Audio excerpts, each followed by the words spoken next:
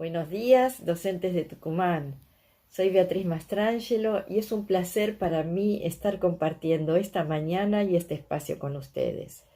Antes que nada, deseo agradecer a Carolina Romero, como coordinadora de educación artística, por su amabilidad y calidez, y a través de ella al Ministerio de Educación y al Gobierno de la provincia de Tucumán por esta invitación que he recibido y aceptado con tanto agrado.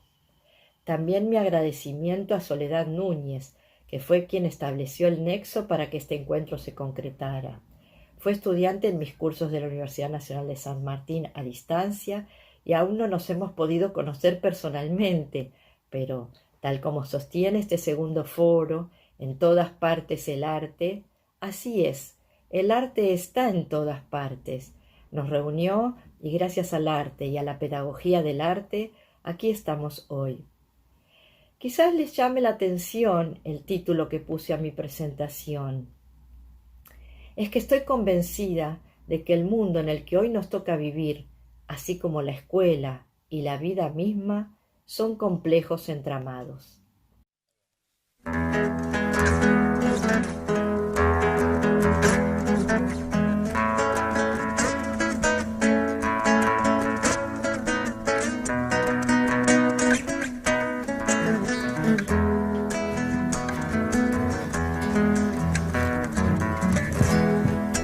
Cuántos más hilos se trenzan, más hermoso es el diseño, reflejando los colores que pintan el universo. La belleza de la trama le viene de lo complejo.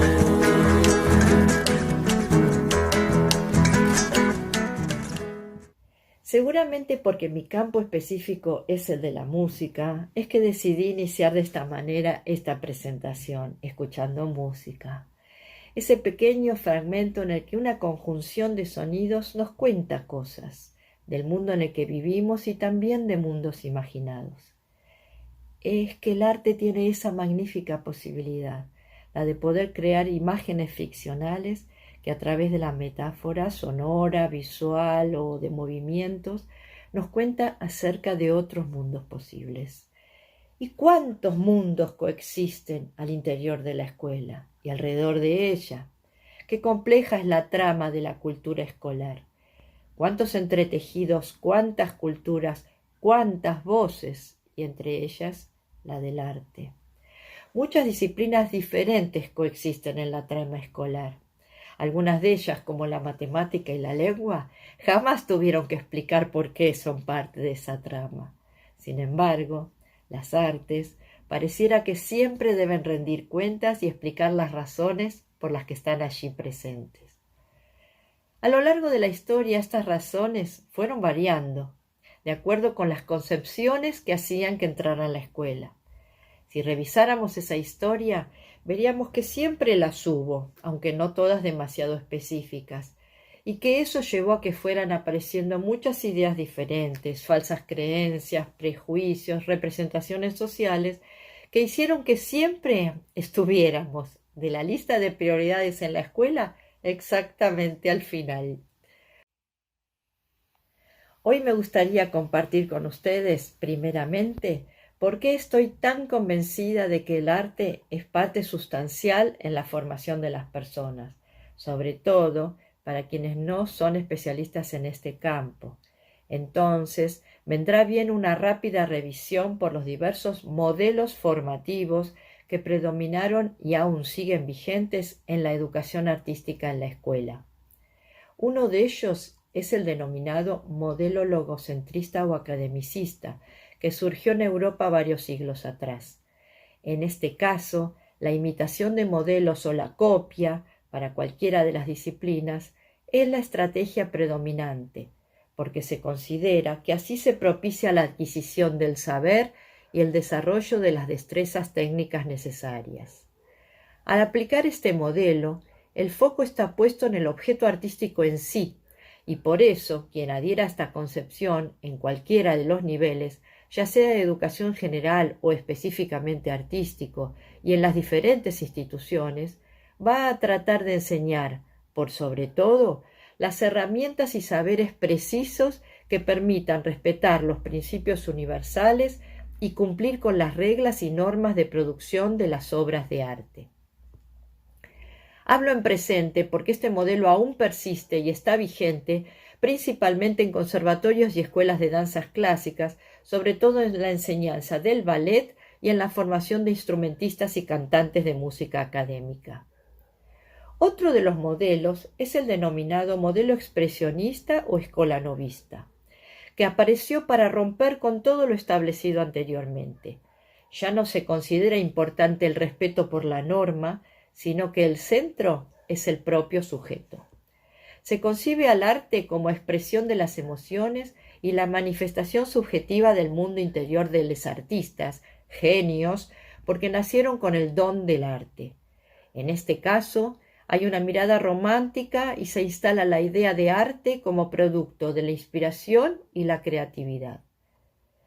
Si reunimos esta visión de artista de nacimiento con la idea de considerar la creatividad como expresión del ser interior y le sumamos que en esa época se consideraba a niños y niñas a la par del ser humano primitivo y de quienes están afectados por la locura, se configura una tríada que sostiene un modelo de formación que renuncia al aprendizaje y a su relación con la cultura, en beneficio de una expresión libre y espontánea.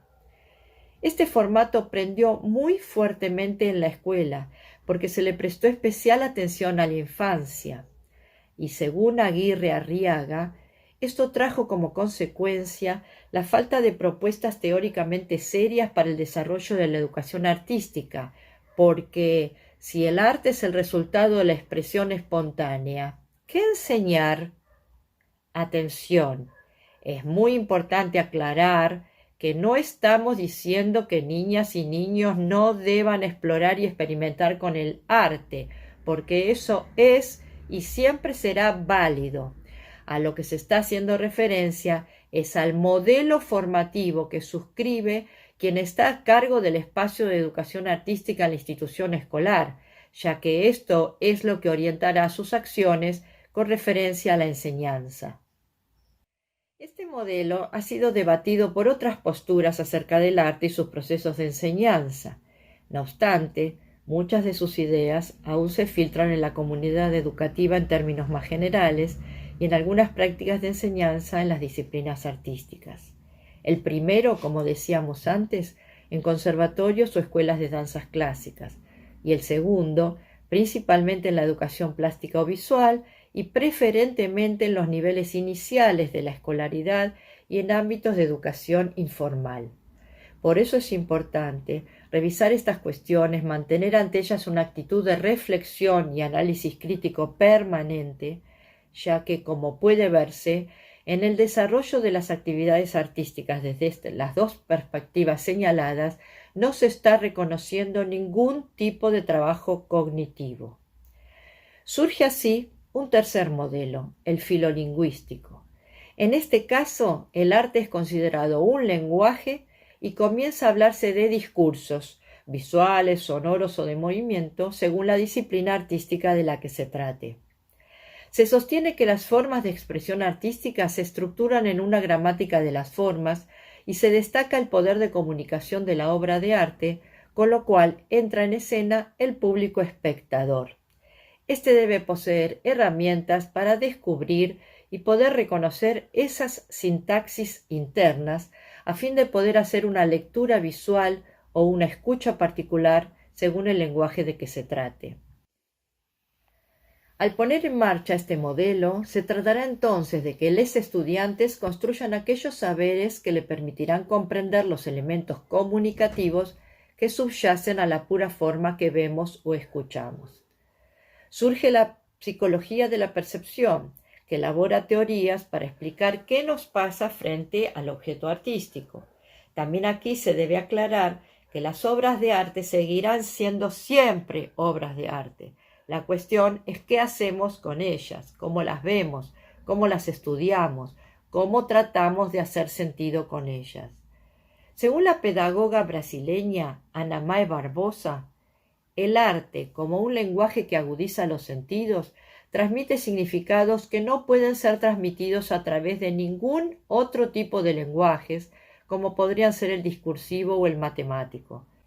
Por medio del arte es posible desarrollar la percepción y la imaginación, aprehender la realidad del medio ambiente, desarrollar la capacidad crítica, permitiendo al individuo analizar la realidad percibida y desarrollar la creatividad de manera de cambiar la realidad que fue analizada. Aunque muy lentamente, este modelo va ganando terreno en algunas instituciones, gracias a la normativa que surge de documentos nacionales y jurisdiccionales actuales sobre educación artística. Lo común de estos tres modelos, sin embargo, es considerar a las artes y a sus producciones como resultado de la acción de un sujeto que crea y un objeto que es creado, en forma autónoma.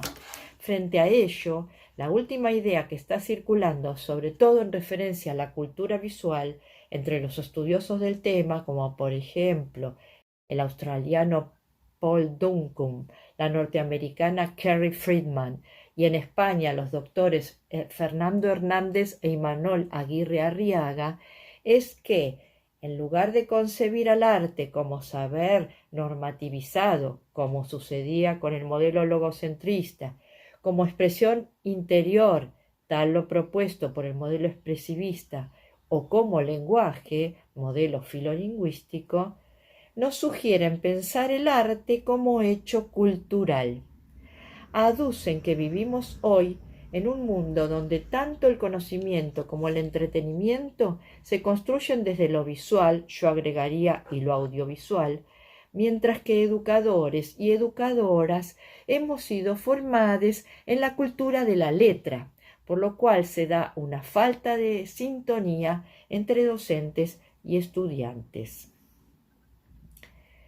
Al respecto, sostiene Aguirre Arriaga que los estudiantes de la actualidad interactúan con lo que les ofrece cotidianamente el universo audiovisual y la cultura popular, el cine, los videojuegos, la música popular, las teleseries, internet, los grafitis, los dibujos de la televisión, la publicidad, las redes sociales, etc. Ante este hecho, que reconocemos, no podemos dejar de asumir la tarea de repensar el papel de la escuela en la formación de los estudiantes y dentro de ella el lugar que le corresponde a la educación artística. Arthur Efland, en su libro Arte y Cognición, por su parte, sostiene que la función de las artes a través de la historia cultural humana ha sido y continúa siendo una tarea de construcción de la realidad. Las diferentes artes construyen representaciones del mundo que pueden inspirar a los seres humanos para comprender mejor el presente y crear alternativas de futuro. Las construcciones sociales que encontramos en las artes contienen representaciones de estas realidades sociales que contribuyen a la comprensión del paisaje social y cultural en el que habita cada individuo. El arte es una forma de conocimiento, una nueva manera de representación del mundo. Bajo esta perspectiva, se trata ahora de dotar a los estudiantes de herramientas que les permitan actuar como constructores, constructoras e intérpretes de mensajes artísticos significativos. Quienes defienden este modelo estiman que así como enseñar ciencias brinda a los estudiantes los elementos necesarios para comprender el mundo natural y sus representaciones mediante procesos lógicos o teorías científicas, la educación artística proporciona los fundamentos necesarios para comprender críticamente los mundos sociales y culturales en los que los estudiantes viven y se relacionan. La ciencia es una manera de conocer el mundo, el arte es otra, ni mejor ni peor, solo diferente y complementaria. Ante un problema, el arte ofrece múltiples respuestas posibles y todas ellas válidas. Así nos prepara para enfrentar las cambiantes situaciones que se irán presentando en nuestra vida social cotidiana entendiendo que los asuntos de la realidad son productos de una construcción colectiva y que, por tanto, siempre pueden ser modificados. Maxine Greene, en su precioso libro Liberar la imaginación, que desde ya les recomiendo, señala que de todas nuestras capacidades cognitivas, la imaginación es precisamente la que nos permite dar crédito a las realidades alternativas. Nos capacita para romper con lo que damos por asumido, para dejar a un lado las distinciones y las definiciones con las que estamos familiarizados. Por eso es que debemos hacer que las artes ocupen un lugar central en los planes de estudio, porque los encuentros con el arte tienen un poder único para liberar la imaginación. Los cuentos, los poemas, las actuaciones de danza, los conciertos, los cuadros, las películas o las obras de teatro tienen el potencial de proporcionar un considerable placer a quienes estén dispuestos a hacer el esfuerzo de acercarse y entrar en ellas. Pero esa vertiente placentera no significa que el arte deba ser utilizado simplemente para equilibrar lo que se tiene por cognitivamente riguroso, lo analítico, lo racional, lo serio. Tampoco debe ser utilizado como una mera motivación. Y es que los encuentros participativos con obras concretas pueden requerir de tanto rigor cognitivo y análisis como de respuesta afectiva. El contacto con diferentes formas de representación amplía la cognición humana y da, por lo tanto, un sentido de equidad a la educación, atendiendo a la diversidad de capacidades e intereses. Como dijimos, a través de la imaginación somos capaces de concebir lo que nunca hemos experimentado. La escuela y el arte, como partes de la cultura, dan oportunidades de participar en mundos que de otra manera estarían vedados para muchas personas. Para ello, hace falta desarrollar la capacidad de análisis y comprensión crítica que proponemos, para poder leer esa realidad que se nos presenta, interpretarla en todas sus múltiples posibilidades, significarla y resignificarla. Porque no debemos olvidarnos, y aquí volvemos a la teoría del don o del ser elegido, que las personas no nacemos con condiciones especiales para la práctica artística, tocados por alguna varita mágica. Esa es una de las representaciones que está instalada en el imaginario colectivo y que hace que personas a las que les gustaría hacer música, pintar, bailar, moldear o actuar, se alejen quizás de la actividad pensando que no pertenecen a la élite del arte. Y no es así. Todos nacemos con condiciones de desarrollo cerebral. Lo que ocurre es que cada contexto cultural y cada lenguaje suministran formas de representación y oportunidades únicas, diferentes, para que cada individuo adquiera determinadas competencias mentales. El hecho de ser parte de un contexto carenciado, con limitaciones económicas, con falta de posibilidades de acceso, de estimulación o de acompañamiento apropiado, hace que muchas veces el arte quede fuera de sus vidas. La escuela, lamentablemente a veces sin quererlo, suele difundir este tipo de ideas y muchas veces etiquetar tempranamente a los estudiantes, cuando en realidad debería ser la encargada de cumplir ese rol de acercamiento al patrimonio cultural, de modo tal que todos los estudiantes, desde el jardín al secundario, tuvieran la posibilidad de contactarse con las obras de arte de todo tipo, del contexto cercano y del mundo, si fuera posible, para poder conocerlo, apreciarlo, contextualizarlo y, por qué no, producirlo. El desarrollo de la actividad artística no tiene por qué ser privativo de algunos pocos y menos aún de aquellos seres privilegiados por haber nacido en una situación socioeconómica cultural ventajosa. Investigaciones de los últimos tiempos han comprobado justamente que es el entorno familiar, escolar, cultural, social, las diferentes experiencias vividas, la estimulación, las oportunidades, el reconocimiento, el afecto y la atención que se nos brinde, y sobre todo el interés y el esfuerzo puestos en juego a la hora de dedicarse a la práctica de una actividad artística, las que brindan los elementos y las condiciones necesarias para poder emprender y ahondar en esta práctica cultural que es el arte. Este modelo también rompe con la tradicional relación entre estudiantes, docentes y saber, ya que niega el carácter tradicional de un o una docente que posee el conocimiento y que transmite su saber al alumnado. Por el contrario, promueve una actitud investigadora que atiende a todas las circunstancias que rodean la producción del hecho artístico y a los modos en que es culturalmente recibido. Por eso considero que es sumamente importante volver al arte como experiencia estética, hacer arte en lugar de hablar de arte, proponer actividades que permitan a los estudiantes poder mostrar su forma de ver el mundo y esos mundos posibles de los que hablábamos al inicio, a través de un hacer práctico, es decir, un hacer práctico sostenido por una idea que lo fundamenta. Estoy convencida de que el valor del arte está en la experiencia de la creación y la producción desde el rol de constructores, así como la experiencia de la apreciación de nuestro rol de intérpretes de los sentidos que el arte nos ofrece.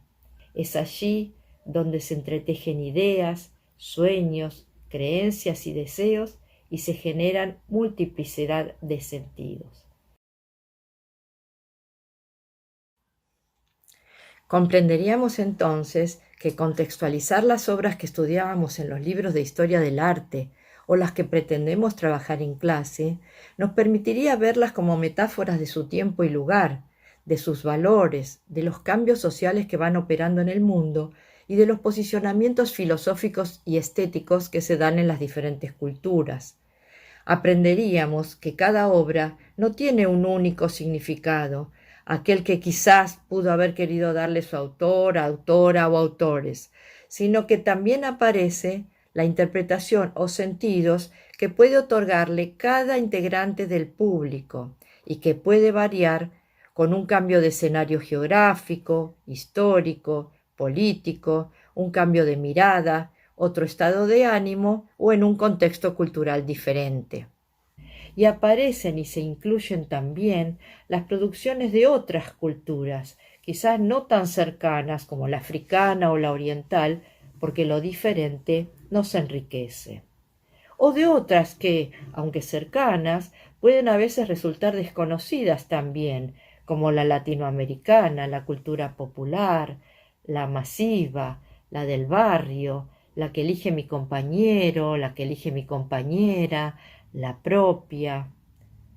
Todas tienen algo para decirnos, todas deben gozar del mismo derecho de ingreso, porque la belleza de la trama proviene de lo diverso. Si bien ya van entrando a la escuela, resulta fundamental que figuren entre los contenidos escolares y sean aceptados los saberes populares y los de la cultura de masas, siendo valorizados a fin de romper con la cultura hegemónica que dominó los espacios escolares, sobre todo tratándose del terreno de la educación artística. Ante esta nueva concepción de arte, nos preguntamos ahora cómo evaluar. Sabemos que la evaluación siempre y en todos los campos del conocimiento se relaciona directamente con nuestras ideas previas y nuestras concepciones sobre educación, sobre el rol docente, sobre lo que pensamos acerca de los procesos de enseñanza y de aprendizaje, sobre las políticas educativas y en nuestro caso específico también sobre lo que pensamos acerca de qué es el arte y a qué modelo formativo adherimos. También aparecen aquí los modelos con los que hemos sido evaluados en nuestro recorrido educativo. Seguramente más de una circunstancia de nuestra propia biografía escolar en la que nos tocó ser evaluados habrá dejado sus huellas, a veces felices, a veces dolorosas, casi siempre profundas. Y entonces muchos sentimientos e ideas se entrecruzan en cuanto tocamos este controvertido y complejo tema. En función de lo que he venido expresando y si queremos posicionarnos en esta nueva concepción de arte como hecho cultural, ya no podemos pensar una evaluación como medición, como cuantificación, o que se refiera solo a calidad de resultados, sino que la evaluación hoy y en nuestra área aún más ha de resultar absolutamente más abierta y abarcativa, contemplando los diferentes aspectos del quehacer artístico. La evaluación tiene que ayudarnos a conocer qué es lo que está pasando en el aula, qué están aprendiendo y cómo están aprendiendo los alumnos, cuál es su nivel de comprensión, apropiación y puesta en acción de los contenidos enseñados. Esto será para nosotros, docentes, una fuente de información que nos permitirá revisar cómo estamos enseñando y adecuar nuestras estrategias pedagógicas según lo que vayamos recogiendo. Para los estudiantes, esta fuente de información podrá permitirles reflexionar sobre sus propios procesos y progresos, así como sobre los aspectos pendientes para seguir trabajando sobre ellos. Como vemos, la evaluación en arte cumple una función doble en relación con el aprendizaje y los alumnos y, simultánea y complementariamente, sobre la enseñanza y el accionar docente.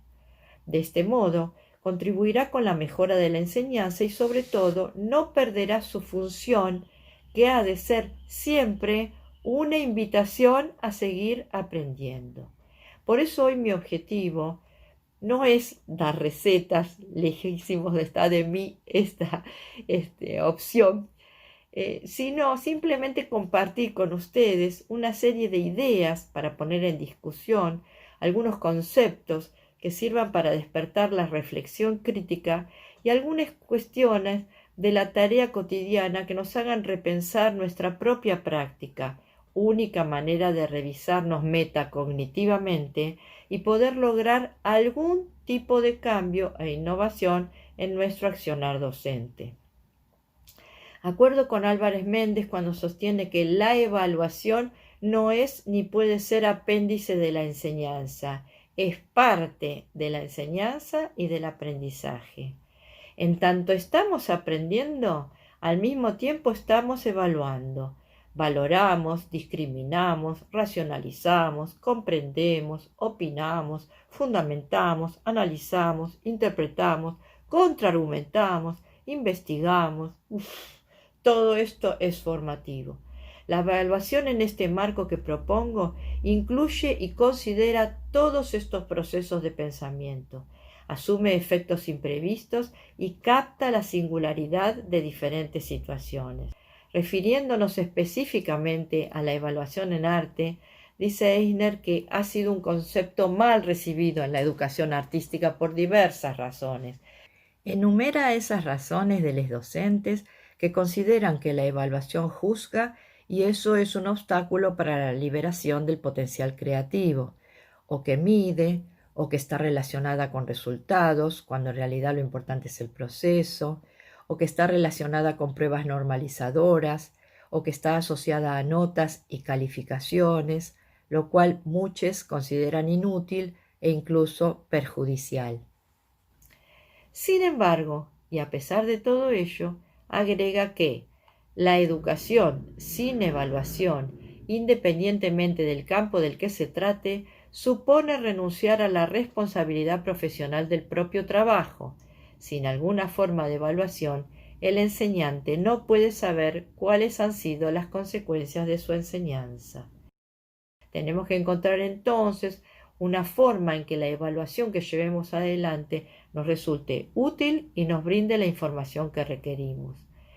Cada una de las disciplinas artísticas tiene sus propias características, pero hay algunas que son comunes. Por ejemplo, más temprano dijimos que debemos propiciar el hacer arte y no el mero hablar de arte.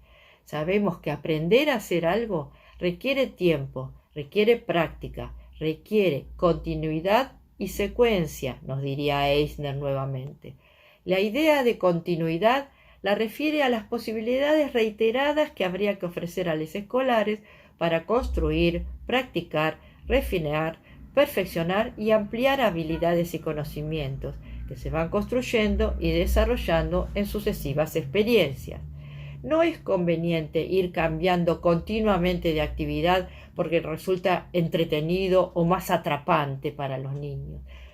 Ir saltando de una cosa a otra sin profundizar en su aprendizaje impide el desarrollo y refinamiento de las habilidades necesarias para poder utilizar dicho material, instrumento, gesto o movimiento como medio expresivo que nos permita decir lo que realmente queremos decir. Y cuando nos sugiere trabajar respetando una secuencia, está haciendo alusión a que debemos organizar las actividades del currículum de manera tal que se vayan haciendo progresivamente más complejas a medida que los estudiantes avanzan. La única forma de reconocer que los chiques están avanzando es mediante ejercicios de evaluación. De esta manera podremos acompañar el desarrollo de los contenidos, la apropiación de conocimientos y la adquisición de habilidades, ofreciendo un nivel creciente de dificultad en los desafíos que podemos ir planteando a las niñas, adolescentes o jóvenes con quienes estamos trabajando. En referencia a todo esto, sabemos que en arte los procesos de apropiación de conocimientos, la posibilidad de integrarlos con otros saberes previos y la capacidad de ponerlos en acción con autonomía y con criterios expresivos propios requiere de tiempos más prolongados que los que en general la escuela suele manejar, entre periodos administrativos o entre boletín y boletín, especialmente asumiendo que se cuenta comúnmente con una acotada y única clase semanal. Los tiempos no dan como para evaluar qué aprendizajes han logrado construir los estudiantes si no tuvimos más que 2 o 3 clases para probar, por ejemplo, cómo se usa la témpera, o para aprender y comprender la coreografía de una chacarera con todo lo que ella implica, o para cantar musicalmente una canción habiendo logrado la construcción del significado musical. Por todo lo expuesto, es necesario un proceso de adecuación, una negociación que permita responder a los requerimientos escolares sin que esto signifique la descontextualización o las prácticas de evaluación fragmentadas, ya que así se perdería de vista la función pedagógica orientativa de la evaluación. Es un verdadero desafío para los docentes de arte generar concepciones, actividades e instrumentos integradores de las necesidades de los lenguajes artísticos en el contexto de la escolaridad formal y sus exigencias. Más allá de cumplir con lo que la escuela solicita, insisto en que no debemos olvidar cuál es el genuino sentido de evaluar en arte. Esto último nos lleva al próximo tema. ¿Qué vamos a evaluar? Es importante poner de manifiesto 2 situaciones que, si bien pueden parecer obvias, sin embargo no lo son. La primera es que no se puede evaluar todo. La evaluación supone un recorte, una selección de aquello que se pretende evaluar, y este recorte debe estar vinculado con la selección de contenidos y con los objetivos pedagógicos planteados. La otra cuestión es que solamente podemos evaluar aquello que ha sido objeto intencional de la enseñanza escolar. Esto es particularmente relevante cuando hablamos de las disciplinas artísticas, ya que muchos estudiantes, movidos por interés personal, participan de aprendizajes fuera de la escuela, como talleres, coros, toman clases de instrumento, van a grupos de teatro o danza, etc. Y por ello cuentan con saberes y experiencias que seguramente vuelcan en sus producciones escolares, pero que provienen de otros lugares. Por eso es valioso haber realizado una buena evaluación diagnóstica, relevando así saberes previos y provocando a partir de ese relevamiento ocasiones reales de enseñanza, para no caer en la situación de evaluar lo que no se enseñó.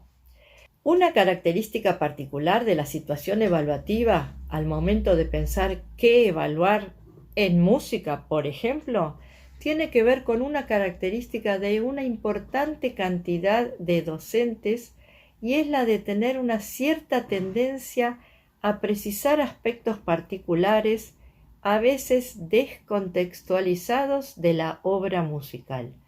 Podríamos decir que en la relación parte todo, los docentes de música en la escuela suelen detenerse en la percepción de los elementos separadamente y les cuesta trabajarlos en la obra como parte de un todo significante con sus relaciones de organización.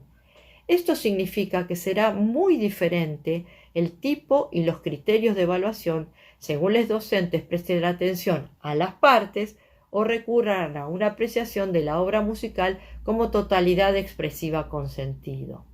Dice Eunice Borman al respecto: el aprendizaje de la música es la construcción de significado musical. Una clase donde los estudiantes son capaces de construir significados musicales requiere que planeemos sucesos donde podamos buscar y valorizar los puntos de vista de nuestros estudiantes, diseñar actividades que desafíen los preconceptos relacionados a la naturaleza de la música que tengan los estudiantes, exponer problemas de relevancia emergente para nuestros estudiantes, construir clases alrededor de grandes ideas y evaluar el aprendizaje de los estudiantes en el contexto de una clase. El aprendizaje de la música solo ocurrirá en el grado en que la música sea experimentada holísticamente. Esta misma característica suele observarse en algunas clases de danza, cuando los docentes prestan mayor atención a los aspectos técnicos que a la puesta total de la obra, su expresividad y la construcción de sentido. En cuanto a la situación evaluativa en artes visuales y en teatro, suele observarse justamente lo contrario, una cierta tendencia a considerar los aspectos generales y complementariamente una dificultad para precisar los aspectos particulares. Podríamos decir que en la relación parte-todo, los docentes de artes visuales perciben el todo y les cuesta ver más la organización parcial y sus relaciones. Esto es algo que suele manifestarse tanto en la enunciación de objetivos como en el recorte de contenidos, situación que se hace extensiva a la evaluación. Por fin, si la currícula de arte en todos los lenguajes hoy plantea la enseñanza desde la producción, la apreciación y la contextualización, los procesos de evaluación tendrán que abarcar asimismo todos estos aspectos. Sabemos que así como en la tradición de enseñanza de las artes predominan las propuestas ligadas a la producción, también en la evaluación predomina el aspecto productivo. Es importante entonces tener esto en cuenta y generar situaciones de evaluación vinculadas a los tres ejes, como así también a las relaciones que los estudiantes hayan sido capaces de establecer entre los mismos. En apreciación, por ejemplo, es fundamental no imponer gustos ni opiniones. Es importante observar los caminos abordados y reconocer las diferentes estrategias de resolución que hayan podido desplegar los estudiantes, identificar dificultades y las soluciones que hallaron. La autoevaluación es también una herramienta potente para la reflexión, ya que impone una verbalización interna y es un dispositivo que permite a cada estudiante pensarse a sí mismo en el proceso de aprender y hacer arte con otros, así como analizar o comentar las propuestas por las que ha transitado. Una autoevaluación genuina implica un compromiso ético y sincero. Por parte de los adultos, exige estar abierto a todas las reflexiones y no solamente a las que coinciden con las suyas. Por parte de los estudiantes, no tratar de complacer o colmar las expectativas de su docente. Por otra parte, si queremos que nuestros alumnos se autoevalúen, tienen que aprender a hacerlo mediante una práctica sostenida a lo largo del tiempo. La reflexión es un ejercicio que lamentablemente muchas veces está ausente de las clases de arte. La autoevaluación también exige un recorte, una jerarquización de aquello sobre lo cual reflexionar, lo que implica alguna direccionalidad por parte de los docentes, sin que se convierta en un cuestionario que hay que contestar o en un como sí. La evaluación como diálogo que estoy proponiendo plantea un intercambio abierto y colectivo en el que los estudiantes participan en consenso o disenso. En todo caso, lo valioso es el debate, el intercambio y cómo cada estudiante participa con sus opiniones y cómo interactúa con otras. Esta actividad resulta una verdadera herramienta para la retroalimentación y la coevaluación, que es la evaluación entre pares. Existen muchos instrumentos de evaluación. Los más frecuentes en las clases de arte son la observación directa, las listas de cotejo, las carpetas, los portafolios, y existen otros más, como por ejemplo la muestra, la exposición o presentación de trabajos, la clase abierta, el concierto, la evaluación a libro abierto en la educación terciaria, el desarrollo de guías, las búsquedas en Internet, presentación al grupo de pares, el aporte de materiales al aula, los trabajos grupales, la confección de audiovisuales, etc. ¿Y qué pasa con el error en arte? ¿Qué es el error? ¿Existe el error en arte? ¿Cuál debería ser nuestra actitud como docentes frente a lo que podría considerarse erróneo? Sabemos que cada una de las disciplinas que integran este campo del arte tiene sus propias reglas, las que, a partir de su creciente autonomía en la modernidad, han sido decididas desde el interior del propio campo y se han ido construyendo, deconstruyendo, destruyendo y reconstruyendo a través del tiempo. Volvamos a la evaluación del arte en el contexto escolar. ¿Cómo concebimos el error en nuestros estudiantes? ¿Qué hacemos con el error al evaluar? Indudablemente, si algunos estudiantes identificaran un instrumento musical como violín, siendo una flauta, si llamaran melodía al ritmo o agudo a lo grave, si llamaran marrón al verde o sostuvieran que el rojo se puede obtener por mezcla pigmentaria, sin dudar diríamos que hay error. No obstante, habría que contextualizar esta equivocación, saber, por ejemplo, si lo que hay en cada caso es un problema de percepción, de denominación, de información o alguna otra cuestión. Porque solo si sabemos cuál es la situación que genera el error, podremos, como docentes, trabajar para transformarla. También se dan situaciones procedimentales en las que los docentes reconocemos errores, por ejemplo, utilizar inadecuadamente un instrumento musical impidiendo que suene en toda su potencialidad, o que el mal uso de determinados elementos pueda resultar en una situación peligrosa. Consideramos adecuado corregir este tipo de errores. Como docentes debemos hacerlo. Y esto no incide en la capacidad expresiva de las niñas, al contrario, la amplía al darle herramientas para poder llevar adelante sus proyectos de trabajo y mejorar su capacidad de producción o de apreciación. Ahora, ¿hay error al entender de una u otra manera el significado de una obra? ¿Hay error en la selección de una determinada paleta de colores o al romper la referencialidad de una imagen? ¿Es una equivocación una determinada selección de sonidos en una pieza propia? Evidentemente, el concepto de error allí varía, ya que estamos hablando del sentido expresivo de un trabajo y en caso de realizar correcciones, estaríamos interviniendo en la poética y en el sentido estético de la propuesta, lo cual es un derecho de quien crea, que se debe respetar.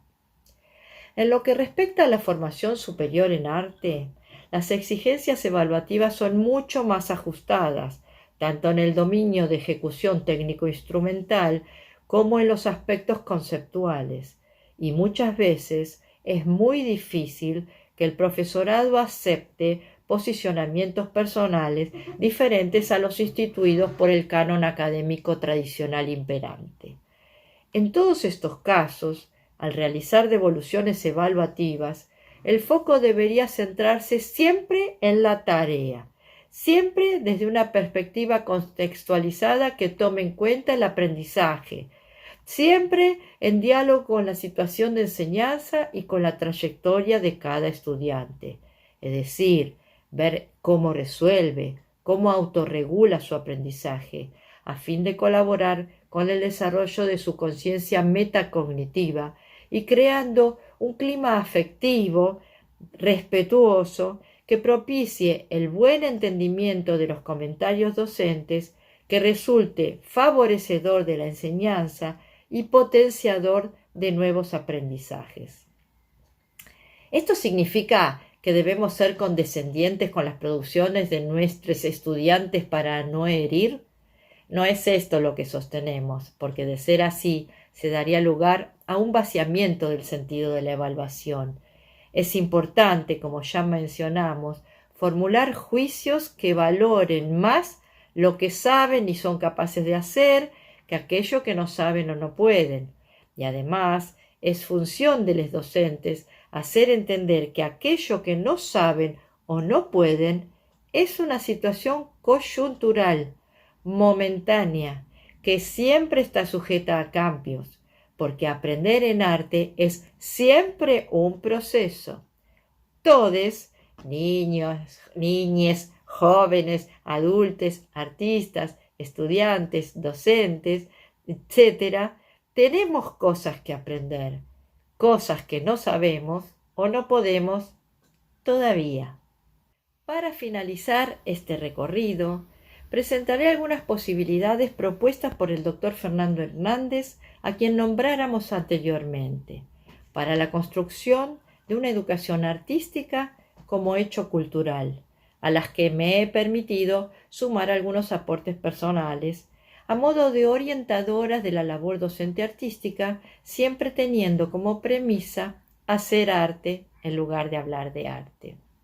Estas son: explorar los discursos sobre los cuales las representaciones artísticas construyen relatos del mundo social y favorecen determinadas visiones sobre él y sobre nosotros mismos, promoviendo la búsqueda y expresión de sentidos. 2. Discutir y cuestionar la intención de fijar significados únicos a las representaciones y cómo ello puede afectar nuestras vidas. 3. Tomar las obras, propias o ajenas, como relatos abiertos que nos permitan la polisemia, tanto en su producción como en la apreciación y en su evaluación. 4. Permitirnos el entretejido de voces e ideas, no descartando ninguna. 5. Analizar las relaciones de poder que se producen y se articulan a través de las representaciones audiovisuales y que pueden ser reforzadas por medio de ver, escuchar y producir esas representaciones. 6. Construir relatos audiovisuales utilizando diferentes soportes relacionados con la propia identidad y el contexto sociocultural que ayuden a construir un posicionamiento. 7. Hacer uso de los que nos proponen las nuevas tecnologías de la información y la comunicación para navegar en la búsqueda de materiales por un mundo cibernético de información que puede resultarnos desconocido, abriendo en el aula perspectivas de descubrimiento para conocer juntos, docentes y estudiantes. 8. Hacer uso de esas tecnologías para crear nuevas formas de producción artística en las que puedan mostrar sus propias representaciones del mundo, recordando que la incorporación de la tecnología cobra sentido en tanto aliada de una interesante propuesta de enseñanza, ya que el uso de tecnología por sí sola no garantiza el desarrollo de un pensamiento artístico o de construcción de un saber en arte. Por último, quiero agregar que también las artes pueden considerarse mediadoras de participación ciudadana, en tanto pueden colaborar en la promoción y creación de redes de apoyo para el refuerzo del sentido de pertenencia a una comunidad, o pueden proyectar producciones artísticas, coros, orquestas escuela, murgas, obras de teatro, grupos de danzas, murales, etc., como acciones tendientes a lograr la reconstrucción social, con la participación de todos los grupos sociales, aun los más desfavorecidos, porque conocer al otro en sus formas de creación artística, hacer sentido al escuchar su música, entender sus problemas, entender sus formas de expresarse artísticamente, nos acerca y nos ayuda a comprendernos. Todos somos parte del entramado. Lo que se propone entonces es mejorar las posibilidades de los sujetos y la construcción de una identidad social y política que permita interpretar la realidad sociohistórica con pensamiento crítico, a fin de operar sobre los problemas claves de nuestro tiempo y de nuestro entorno, articulados a una democratización de la escuela y la enseñanza con actitud emancipadora y desde una mirada profundamente inclusiva.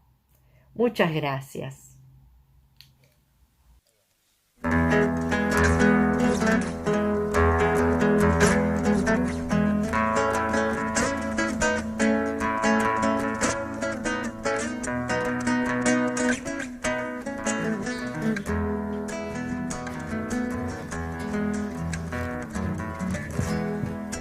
Cuantos hilos se trenzan, más hermoso es el diseño, reflejando los colores que pintan el universo.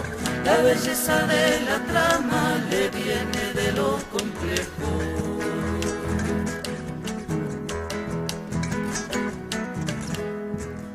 Requiere mucha paciencia hacer un tejido nuevo. Hay que ponerle coraje, bordar gozo y sufrimiento, con la fuerza de tus manos, los latidos de tu pecho.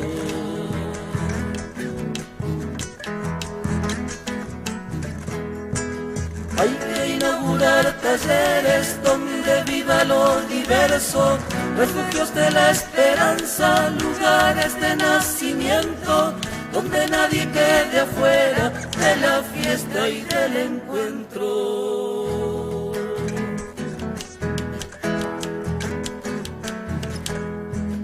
Rementemos los desgarros que nos va dejando el tiempo. Es hora de ir anudando y juntarse en el intento, desatando aquellos nudos que nos fueron sometiendo.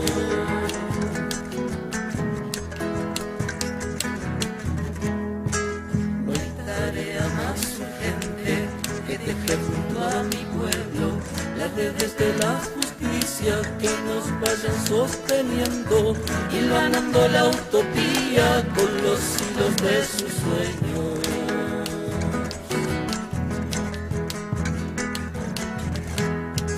Hay que inaugurar talleres donde viva lo diverso, refugios de la esperanza, lugares de nacimiento, donde nadie quede afuera de la fiesta y del encuentro.